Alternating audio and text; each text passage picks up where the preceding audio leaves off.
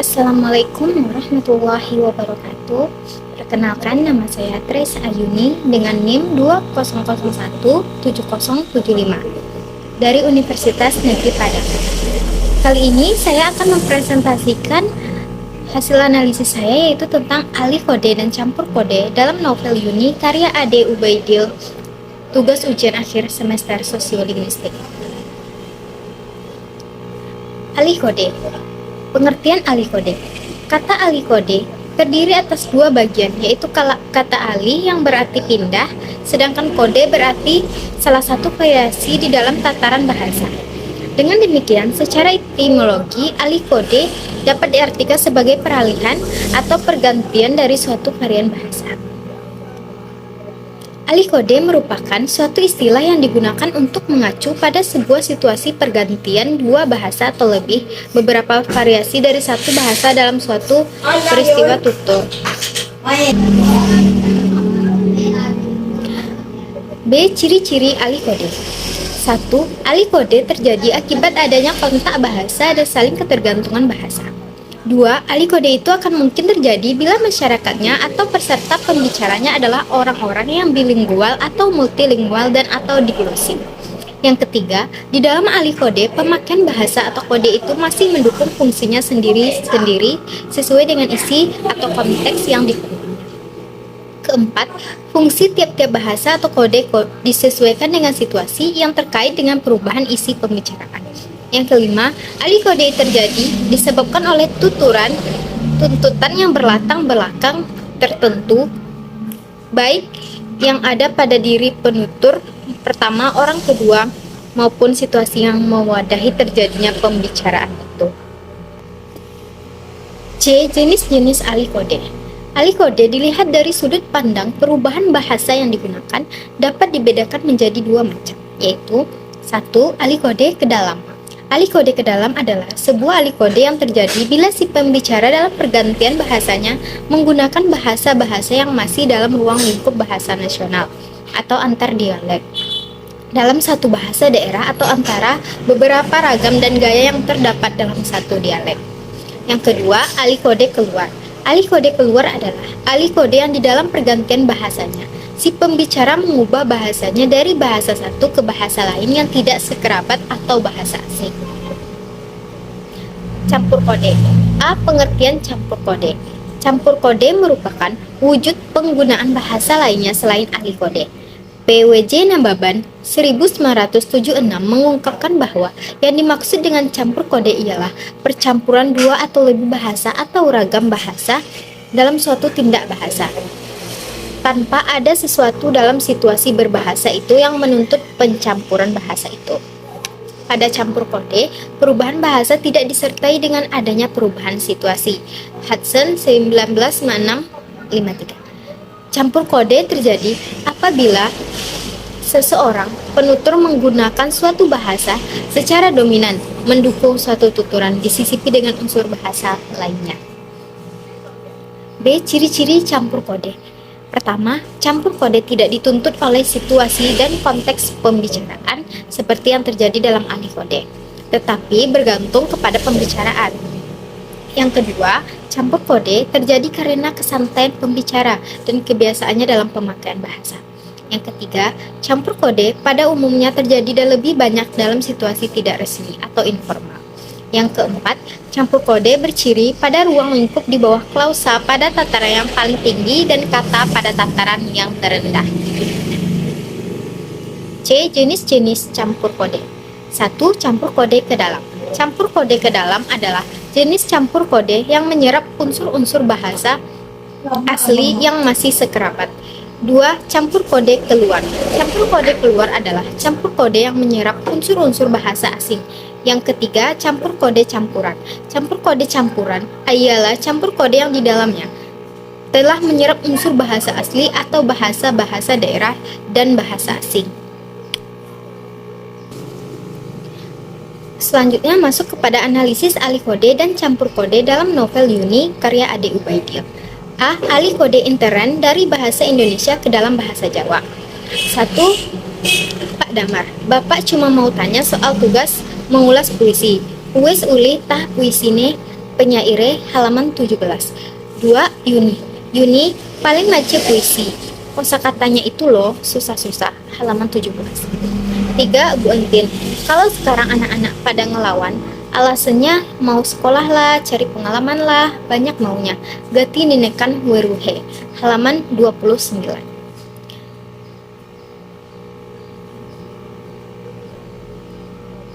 Berdasarkan tuturan 1, 2, dan 3, tampak konstruksi kalimat yang berbeda dengan pemakaian bahasa Indonesia pada umumnya. Ujaran uwes ulitah puisine penyaire dalam tuturan 1 memperlihatkan konstruksi kalimat dan kosakata yang sedikit berbeda dengan bahasa Indonesia. Perbedaan tersebut akan terlihat lebih jelas ketika dituturkan secara lisan. Pada tuturan 2, yakni pada ujaran paling mace puisi, memperlihatkan konstruksi kalimat dan kosakata yang sedikit berbeda dengan bahasa Indonesia. Perbedaan tersebut akan terlihat lebih jelas ketika dituturkan secara lisan. Hal serupa terlihat pula pada tuturan 3, yakni pada ujaran gati didekan weruhe, memperlihatkan konstruksi kalimat dan kosakata yang sedikit berbeda dengan bahasa Indonesia. Perbedaan tersebut akan terlihat lebih jelas ketika dituturkan secara lisan. Ahli kode ini dilakukan karena adanya pengaruh latar belakang bahasa ibu yang berupa bahasa Jawa. Keadaan tersebut membuat penutur merasa lebih nyaman dan leluasa jika ia bercakap-cakap dalam ragam santai dengan menggunakan bahasa Jawa. Ahli kode ini dilakukan dengan maksud menciptakan situasi yang akrab dan lebih santai. B. Campur kode ke dalam antara bahasa Indonesia dengan bahasa Jawa. 4. Bu Lis. 1. Sekolah sudah tahu Yun, mun ane barang warna ungu sing hilang, yang ngambil pasti kamu, halaman 11. Yang kelima, Bu Lis, kenapa Yun nggak bosen tah dipanggil ke ruang guru gara-gara ikat rambut lah, penghapus lah, petelot lah, halaman 11. 6. Bu Lis, sayangi ibu kare bapak nire megawe ning Jakarta, kapan pading balik Yun, halaman 12. Mendasarkan diri pada pendapat Indra 2008, alasan penutur melakukan campur kode pada tuturan 4 sampai dengan 6 dipengaruhi oleh faktor ekstralinguistik. Hal tersebut berkaitan dengan keinginan penutur untuk menciptakan situasi tutur yang lebih akrab dan santai. Artinya, hal tersebut terjadi bukan karena faktor yang berasal dari dalam bahasa yang digunakan, melainkan karena penutur dan pribadi penutur. C. Campur kode keluar antara bahasa Indonesia dengan bahasa Inggris. 14. Bu Guru Siti, 3 warna itu adalah warna primer atau warna dasar. Ibu akan menunjukkan pada kalian apa itu eksperimen warna. Halaman 19. Kutipan 15, Bu Guru Siti, warna hasil campuran disebut warna sekunder. Mengerti? Halaman 20. Kutipan 16, Yoga, tulis saja nomor handphonenya di sini. Pada ketiga tuturan tersebut, tampak jelas bahwa terdapat campur kode di dalamnya. Fungsi dari ketiga campur kode tersebut adalah untuk menjelaskan faktor yang melatar belakangi terjadinya campur kode tersebut berkaitan dengan penutur dan pribadi penutur. Artinya, untuk menunjukkan tingkat pendidikan yang lebih tinggi, penutur menggunakan beberapa unsur bahasa Inggris dalam konstruksi tuturan berbahasa Indonesia. D. Campur kode campuran. 17. Bu Kokom, sekarang mah anak-anak banyak terpengaruh sama handphone Bu, internet, halaman 28. 18. Bu Entin, amin, tapi ya belum tentu anaknya mau Bu. Kalau anak zaman dulu mah nurut-nurut, halaman 29. 19. Uung, wah iya, ampun jangan ge please, halaman 40. Pada tuturan 17 tampak gejala campur kode secara bersama-sama antara bahasa Indonesia dengan bahasa Jawa dan Inggris, yakni penyisipan kata mah dan handphone. Pada tuturan 18 tampak adanya campur kode secara bersama-sama antara bahasa Indonesia dengan unsur bahasa Arab dan Jawa. Hal tersebut tampak dari penyisipan amin dan mah. Sedangkan pada tuturan 19, tampak adanya campur kode secara bersama-sama antara bahasa Indonesia dengan unsur bahasa Jawa dan Inggris, yaitu G dan please yang juga berfungsi untuk menjelaskan.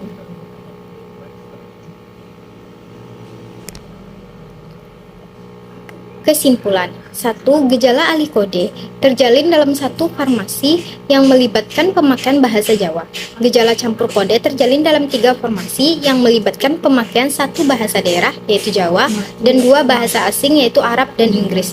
Yang kedua, faktor pendorong ahli kode berkaitan dengan pembicara dan pribadi pembicara, mitra tutur, fungsi dan tujuan pembicaraan, dan situasi pembicaraan. Faktor pendorong campur kode meliputi faktor ekstralinguistik dan intralinguistik. Yang ketiga, fungsi ahli kode dan campur kode dalam novel Yuni karya Ade Ubaidil adalah untuk menjelaskan, memerintah, berdoa, bertanya, dan menegaskan maksud.